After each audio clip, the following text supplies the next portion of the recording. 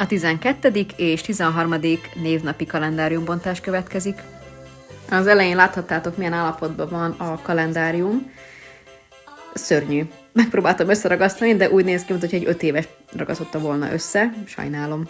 Túl sok értelme nincsen, ahogy látjátok, mert Guszti rendszeresen letépi az összes ajtót, hiába nincs alatta semmi. Ő aktív nagyon ebben.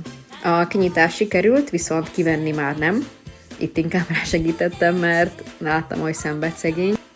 De ezt a darabot félretettem, mert ugye 2 lesz, tehát inkább egyszerre kapják meg, mint külön-külön, mert az kaotikus lenne ismét. Ahogy így körbe másznak rajtam, ezt egyszerűen imádom, de tényleg olyan, mint egy zombik, már féltettem a saját életemet mellettük. Aki valaha azt mondta, hogy nyuszik ilyen kis cuki kis félénk állatok, hát ne adj nekik egy kalendáriumot, az biztos. Tényleg féltem, hogy én leszek a következő, akit így megrángat.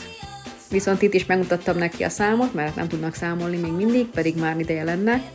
Kinyitás ismét ment, már csak a kivétele volt a probléma. De még nagy szerencséjük van, hogy itt vagyok velük, és segítek nekik, és kiveszem, hiszen nekem ugye van kezem. Kövesd figyelemmel a kalendárium állapotát velem.